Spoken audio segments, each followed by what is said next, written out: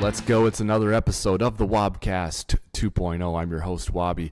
Here, it's a special episode of the Wobcast 2.0. It's your second one of the week, and we wanted to do this because we didn't get a great chance to preview and break down the Vikings-Panthers matchup, which is happening on Sunday, of course. We spent most of our time on Monday in the original episode of the Wobcast 2.0 for the week, kind of breaking down what happened against the Chargers, which wasn't really very much fun to talk about, but we had to figure stuff out so the Vikings can start to straighten their course out here in the 2023 season. So we thought we'd come back on a more positive note, preview the Carolina Panthers, Minnesota Vikings matchup on Sunday, predict the game, share a story, have some fun, and talk Vikings football. So that's the task for today. We're glad you're along for the ride with us. Joining me as always to break this down and talk things through is my partner and co-host Gyles. Let's bring him in right now. It is not his favorite day of the week, Monday, which it normally is when we record. It's Friday, but he joins us in a good mood nonetheless. Hey, buddy, how's it going?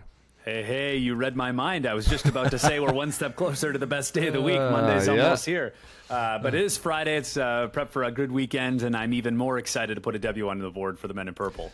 Yeah, let's see if the Vikings can do that. We will give you our predictions for the game at the end of the episode here. So travel with us through this preview and this story from the past as we break this game down. Gyles, it's Vikings-Panthers Sunday at Bank of America Stadium in Charlotte, North Carolina, 12 o'clock p.m. Central Time kick. Vikings enter the game 4-point favorites, over under 46.5 for this contest between the Vikings and the Panthers. Both teams, Gyles, entering at 0-3.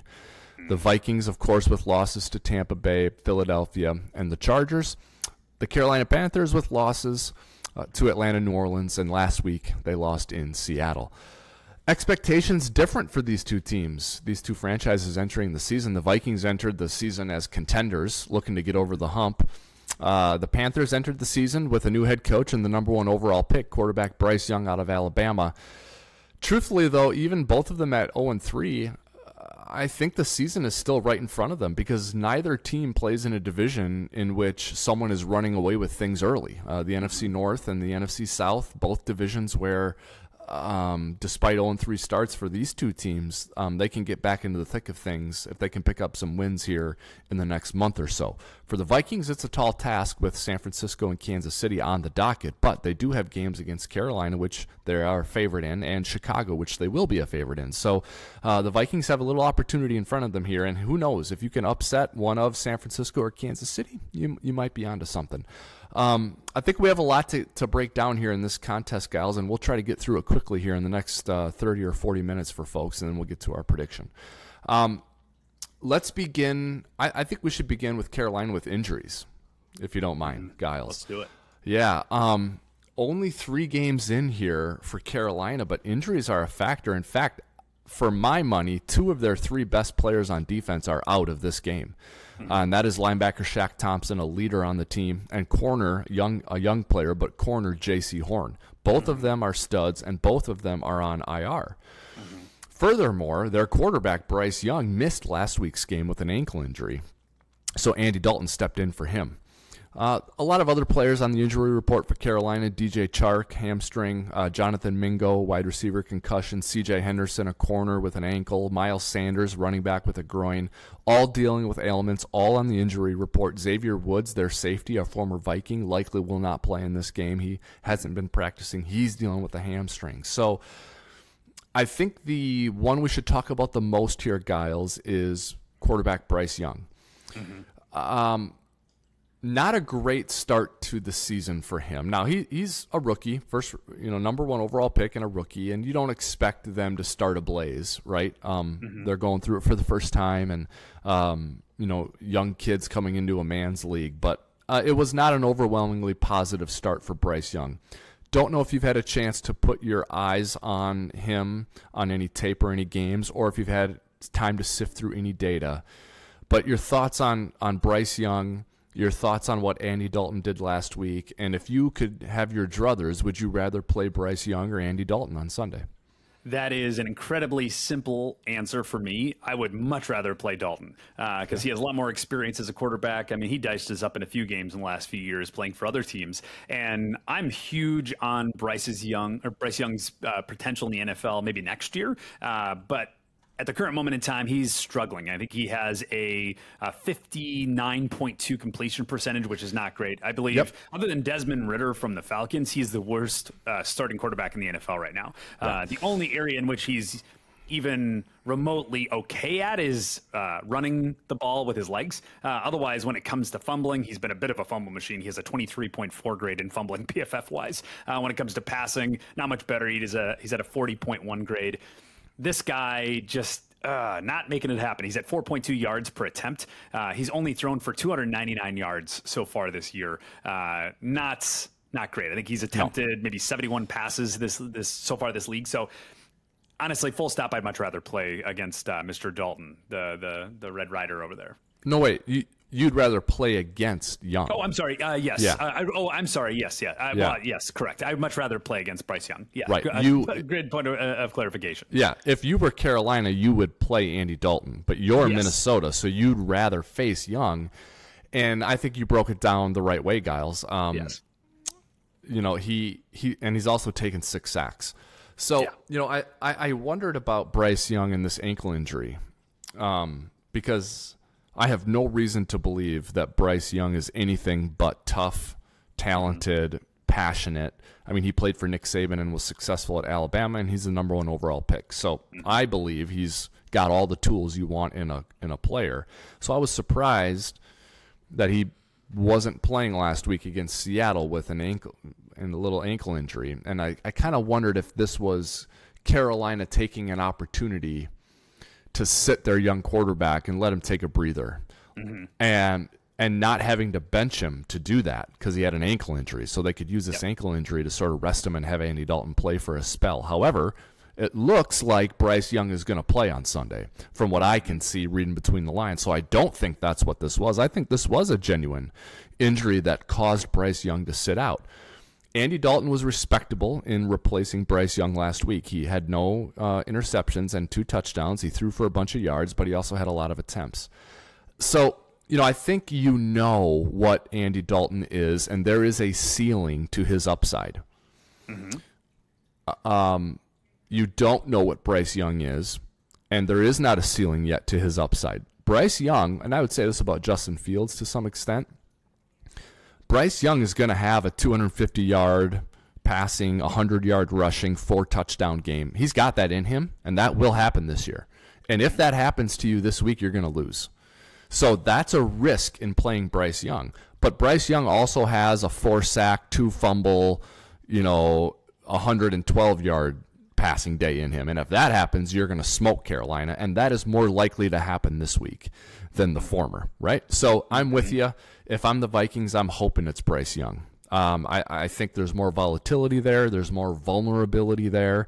And so I think the Vikings would be fortunate if Bryce Young is to play for Carolina on Sunday, and that is what I think will happen.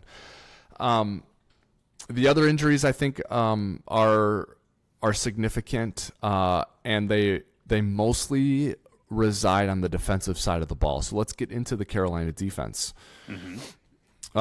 Defensive coordinator is Ejiro Evero, who came over from the Denver Broncos and was a candidate for the Vikings this offseason. Now the Vikings ended up with Brian Flores, and Evero goes to the Carolina Panthers, joins Frank Reich's staff there. He runs a 3-4 defense, odd man front.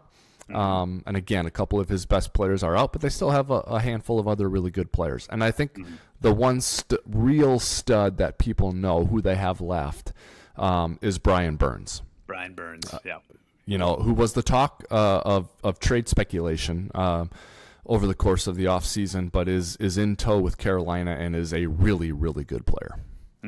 I could not agree more. I think Ejiro Evero has clearly proven to be a pretty phenomenal defensive mind, considering the defensive woes that the Broncos are facing right now. Last year, they were one of the best defenses in football, and now they can't stop anything. So obviously there's a few things that have changed over the the course of the offseason, but clearly he was a pretty big factor in getting the Broncos to where they need to go. So I think that's an important thing to note, especially when you get into our keys to victory. That defense is much better than most people think, because they also have some other really great elements on that defensive line. You have Derek Brown. He's a top 10 interior defender right now. He's even better than Brian Burns in terms of performance this year. So there are no slouches over there in Carolina. Charlotte has definitely produced a decent line over there. So, and I'll run through some of those names, Gyles, because you're right. They've got some other good players that people will know. Safety Von Bell. You mentioned Derek Brown. Cornerback C.J. Henderson, who's got an ankle, but I think he'll play. Dante Jackson at corner. Their nickel is Jeremy Chin. And they have Justin Houston in Carolina right now, who's long in the tooth, but has experience getting to the passer. So, they do have some players over there. They've got a scheme over there. They've got the optimism that comes with a new head coach. They're playing at home. They're winless. So, I mean, there's a little bit of juice there that you've got to deal with as a road adversary coming in.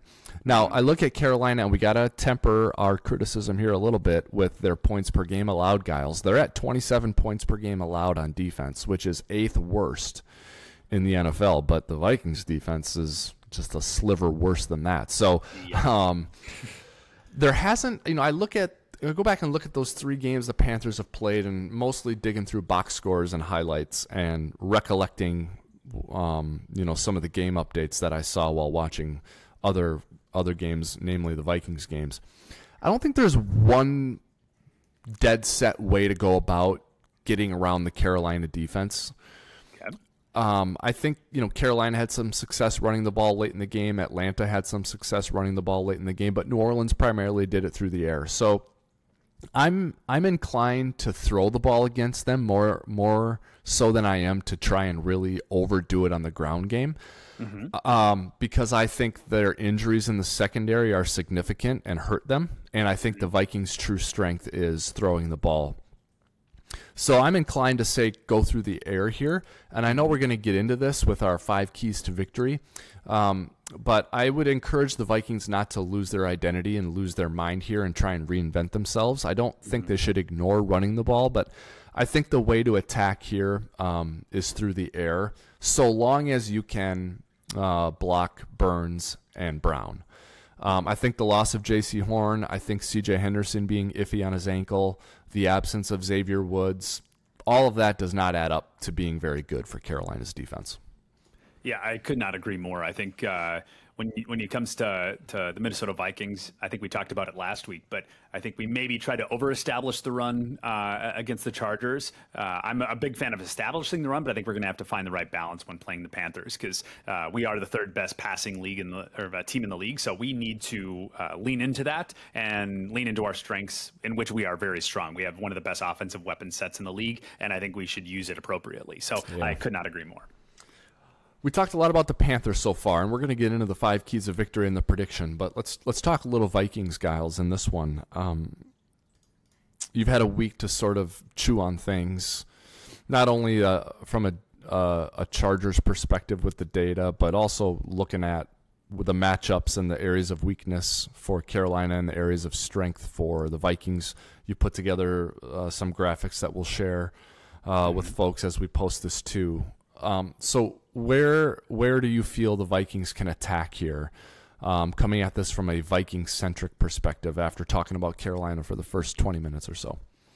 Yeah, 100%. When you're looking at specifically the Vikings offense against the defense, I think they might try to sell out and stop Justin Jefferson, because they're struggling a little bit in the secondary in terms of injury and I guess their pass performance. So I think they're going to really try to cover Justin Jefferson, which I think gives TJ Hawkinson and Jordan Addison a pretty major opening to have a phenomenal game, because I don't think they have the linebackers to prove it, to be able to stop them. I think you have Frankie Louvu. He's had a decent year, but I think whenever they try to sell out and stop TJ Hawkinson, I think Jordan Addison's going to be the counterpunch there. So I really expect one of those two, if not both, to have pretty phenomenal games, because I think that's the only way they're going to be able to slow our offense down, is try to sell out for Justin Jefferson.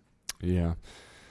And we talked about Jefferson earlier in the week, disappointed with the loss, but Jefferson's numbers were good. I mean, he wins every rep, man. I mean, he he's really a tricky opponent for the adversary to try and figure out how to defend, because it's like even when you shower him with attention, he gets his numbers, and then you got Jordan Addison run wide open for touchdowns like the Eagles faced, right? Yep. And then if you don't sort of shower him with attention, he will really torch you. He'll torch you for 200. Yep. No J.C. Horn, C.J. Henderson hurt. I just don't know how Carolina would do it. I mean, I know so sell out to stop him. You think with like rolling coverage over and double teams and right? Is that what you think? Even triple team, honestly. Which honestly, when you compare the offense and the defense, I don't think there's enough for the Carolina Panthers to do to be able to stop any one particular piece. If they sell out and try to do that, we're going to counterpunch them elsewhere. And that's not even trying to mention Josh Oliver. He's currently graded an 83.4 according to PFF so far this season. That puts him as number one as a tight end. He's the best tight end in football according to PFF across 68 qualified tight ends. Like, this guy is phenomenal. He's been doing great against the run, against the pass. He's been receiving very, very well. I think there's a chance that he could also have a pretty phenomenal game.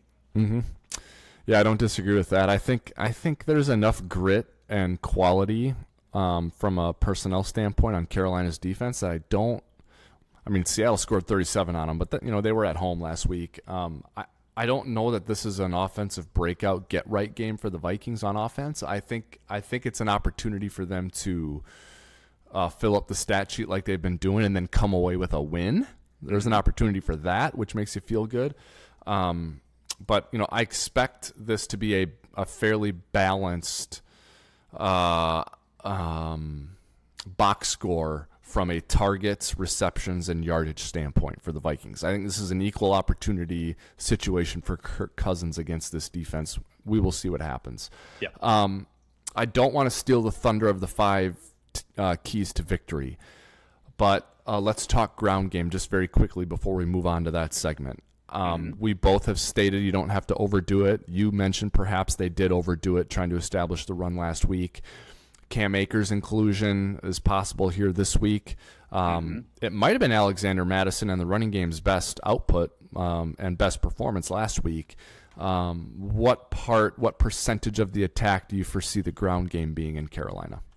I think it will be less than what we tried against the Chargers, but I definitely think it'll be more than what we attempted via the Eagles and the Bucs so far this year. I think they're going to try to even out just a little bit more. And I do think that Cam Akers might be the number one running back in this game, RB1, because I think, and we mentioned it during the last episode, that I think the Chargers might have tried to give us a little bit extra on the run game to try to strip the ball. And clearly they had 2 scenarios in which Alexander Mattison could not hold on to the ball. So I think that's going to be enough for Akers to step in as RB1 to give him a shot. Now, will he keep that position? We'll have to see.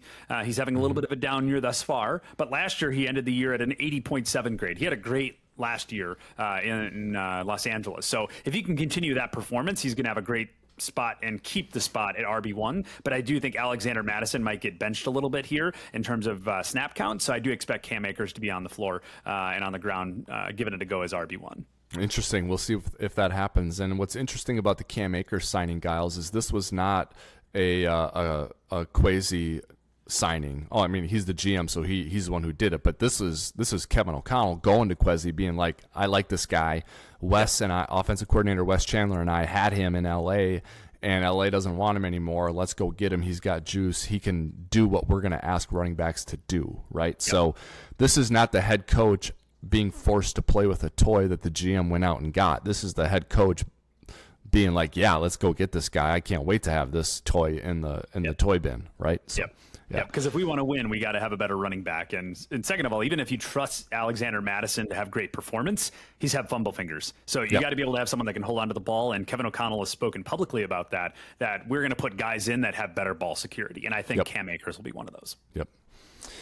All right, Vikings-Panthers Sunday at noon. 5 keys to victory for the Minnesota Vikings as they try and get off the schneid and put a win in the win column, get to 1-3, and turn this season around. Gyles, let's get to it. 5 keys to victory. I went first last time. I'll let you take it away with number 1 this time. All righty, rock and roll. Well, I think the first key to victory against the Carolina Panthers is to rise to the occasion. I mean that pun intended. I think you need to put Dalton Reisner in at right guard. Unfortunately, when it comes to Ed Ingram, he's had an abysmal performance when it comes to pass blocking. And when you look at the Carolina Panthers, they have some dudes up front. We've talked about it before. When you look at all the different people that the Carolina Panthers are putting on the field, when it comes to Derek Brown, you have Brian Burns. Those guys are having phenomenal years. Derek Brown has an 85.3 grade. He's 9th best in the league this year for interior defensive play. They're going to get some push up front. And when it comes to interior offensive line play, we simply need to do better. So I believe Garrett Bradbury will be back in at center. Although he is not an all-world center, I do believe him to be better than Austin Schlottman. And I do believe that he's a product of his environment, where if he can have solid pass protection performance on either side of him, I think he rises to the occasion as well. No pun intended. So I think if you can put Dalton Reisner in, I think you're going to get a better offensive line play across the board, especially in the interior. And you need to keep Kirk upright in this game. Whether we're running the ball or passing the ball, pass protection needs to be a point of emphasis going against the line against the Panthers. So that will be the first key to victory in terms of interior play. And that's both on offense and defense. I think when you look at the other side of the fence, the Vikings are 14th in sacks percentage allowed. Okay, so we're not the worst in the league, but we're definitely not great. We're about middle of the road. And when you look at the Panthers, they are ranked 4th in defensive sack percentage, and they're 11th in interception percentage. So I think there's going to be a low-key anxiety here about the Carolina Panthers trying to get after Kirk Cousins. So I think you simply need to get better in that way. So if we can tie that up, I think we're going to be able to keep on the ball and move forward. All right. Number 2 is a bit of a dovetail off what you just talked about, Gyles. For me, number 2, key to victory for the Vikings on Sunday against the Carolina Panthers. Please block Brian Burns. Like print it. I hope they printed his picture off at TCO this week and put it like on the door to the cafeteria and the door to the bathroom and the door to the like block this man. Please block this man, because he is really good, and he's one of the players that can single-handedly ruin games for you. Like almost everything else you do right, but you didn't block Brian Burns right, and then you lost because you didn't block Brian Burns right. He's their Danielle Hunter, and some may argue he's like a little bit better than Danielle Hunter is for the Vikings. He's like with Shaq Thompson out, with J.C. Horn out, Brian Burns is public enemy number 1 for the Minnesota Vikings offense. Please block him, because no matter what you want to do, throw the ball to Justin Jefferson, throw the ball to TJ Hawkinson, run the ball with Cam Akers, no matter what, it won't work if you're not blocking Brian Burns. So number 2 key to victory on Sunday for the Vikings is to block that man, Brian Burns. Boom. Could not agree more. Moving on to the third key of victory, I think you need to put your playmakers in the game. Your playmakers, but with an emphasis on Akers. I think both via run and via pass. I think he's proven to be a pretty phenomenal threat in the receiving game when he's utilized in that way. But more importantly, we need to properly establish our run game, because I think through the first 2 games, we were averaging 2.4 yards per rush attempt, which is not great. Now, I'm not saying we need to run the ball every time. Establishing the run doesn't just mean quantity. It means building up the threat of the run so they load up the box so you can throw better, right? At least in my opinion, you're trying to establish the pass sometimes via the run, right? Establishing the run so you can pass better. And I think Cam Akers is the perfect threat to be able to do that, because I believe, like we mentioned before, that the Chargers maybe artificially inflated our run percentage. So I think if we can put Cam Akers in, we can be a little bit more of a lethal threat with a specific emphasis on threat against the run to be able to open up the rest of our passing options. All right. Number 4, no special teams mishaps. The number 4 key to victory for the Minnesota Vikings. I definitely have my eye on special teams in this game, Gyles, and I'm going to go through why right now.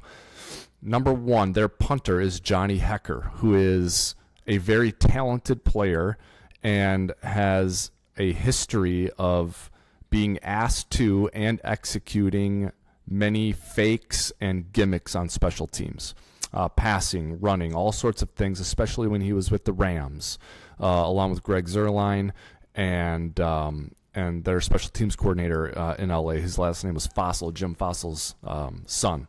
His first name escapes me now. But Special teams. So from the Panthers standpoint, Johnny Hecker on punts, no mishaps, play your cues, and no mistakes. Don't overlook anything. Also, from the Panthers' perspective, Gyles, do you know who returns kicks and punts for them? Who is that? I'm trying to remember now. Emir Smith-Marsette. Oh boy, revenge game. Here it is. You think he'd like to rip off a long one or two against this team, against the Vikings? Mighty motivated, that's for sure. Okay. Yes, he would. So he's motivated. Watch out. And he's good. He's good at it too. Mm-hmm. Watch out for him. And Definitely lastly, the Panthers, as mentioned, are dealing with injuries, especially on defense. More times than not, the folks who are covering kicks come from defensive positions, corners, linebackers, athletic defensive linemen. So with the injuries on defense and backups being asked to step up, you have backups to backups being asked to step up on teams now.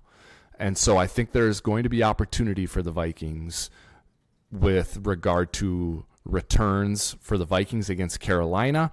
Maybe fakes because you've got players with not a lot of experience who are just so hyper-focused on doing their job and only their job that they're not looking around, and there may be opportunity to pull a fast one on Carolina's special teams. So the shenanigans and the mishaps on special teams must be heavily in favor of the Vikings on Sunday. If it's even or if it's in favor of the Vikings, that's great. If Carolina pulls one or two over on special teams on the Vikings, huge advantage for them, because this should be an area of the game that the Vikings dominate on Sunday. There we go.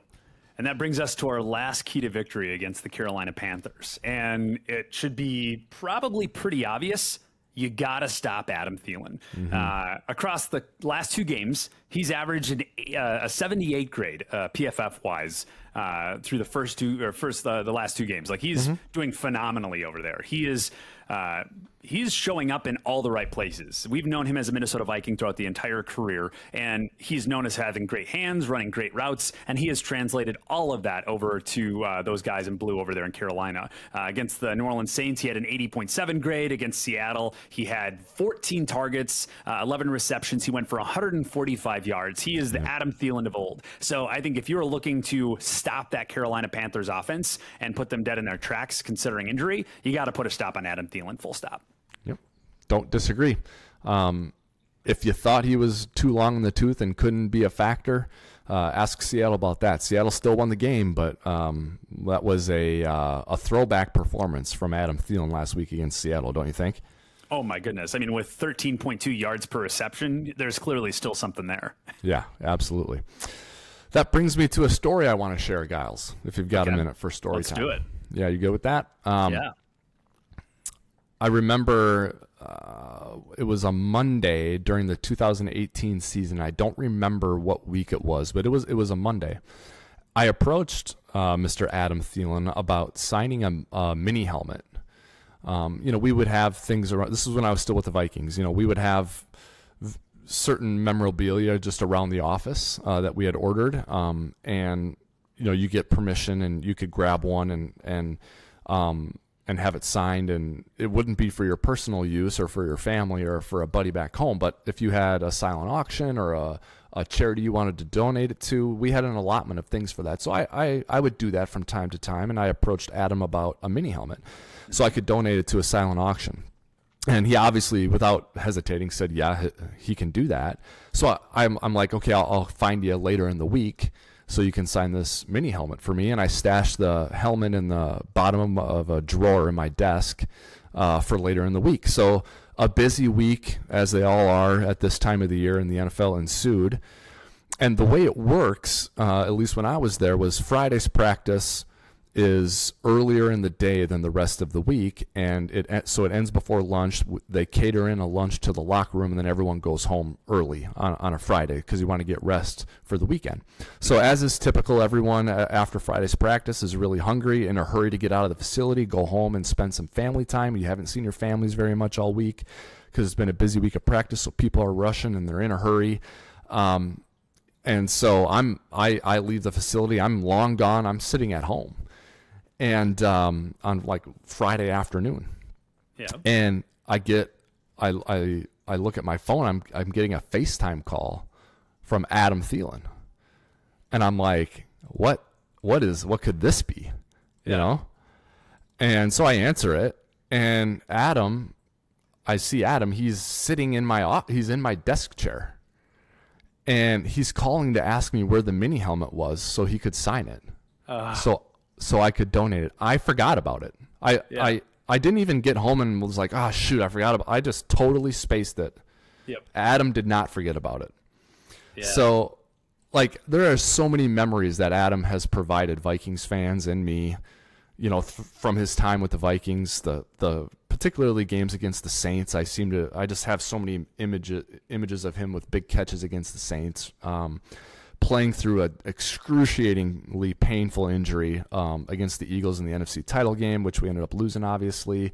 The way he came up as an undrafted tryout, call of the wild type of player out of Minnesota State, Mankato. But this memory I just shared here today really is more about who he is than any of that other stuff, and who his family is, too. It speaks to his upbringing. It speaks to who he chooses to surround himself with, that, you know, he would have the presence of mind and the empathy to, on a Friday afternoon, mosey his way up to my office, sit in my desk, FaceTime me, and say, where the heck's that mini helmet you need me to sign? You know, crazy. Yeah.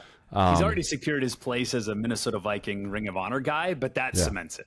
Yeah. All right, good. I'm glad you feel that way. He's absolutely a Ring of Honor guy, and he's got a great family. His folks are awesome. They were along for the ride too, and we're always really friendly. Would always approach us and talk to us and be friendly with us on the road at hotels. So I enjoyed, you know, the interactions with them as well. So I always root for good things for Adam Thielen. And I'm not rooting against the Vikings, of course, by any stretch. But if Adam Thielen has 2 touchdowns on Sunday, it won't bother me. You know, I want good things for him. But more than that, I hope he's healthy, and I hope they're enjoying their time in Carolina. So Adam Thielen, a true gem. One of those examples of you really do want to meet your heroes. If you look up to Adam Thielen, if you've always thought Adam Thielen's a great guy, but you've never met him, you don't know him, and you hope he doesn't turn out to be one of those rotten eggs, that's not him. Adam Thielen, genuinely a good guy. So just a story I thought would be interesting to share and timely, considering the Vikings are going up against their former friend on Sunday. Revenge game. Here we come. Yep, that's right. All right, so let's get down to it, Gyles. Let's predict the outcome of this game. As mentioned, Vikings and Panthers on Sunday at noon. Vikings installed as 3.5-point favorites at the beginning of the week, but it's crept its way up to 4 now, Gyles. The over-under is 46.5. So the Vikings, fairly significant road favorite, going to Charlotte, North Carolina to play the Carolina Panthers. The prediction segment begins now, and I'll let you go first. My prediction is partially aspirational because I want the Vikings to reset the narrative around their team. But I predict the game to be 30-12 Vikings. I think we need to reestablish that we're a dominant team. We are the team that we believe we truly are. And I believe there's enough deficiencies and injuries on the Carolina Panthers that we should be able to shut this game out handily. All right. I like it. I'm a little bit I'm on the same side of the fence as you. But I'm foreseeing something that's a little hairier here, Gyles. I think it's a little bit closer than that. I settled on 26-17.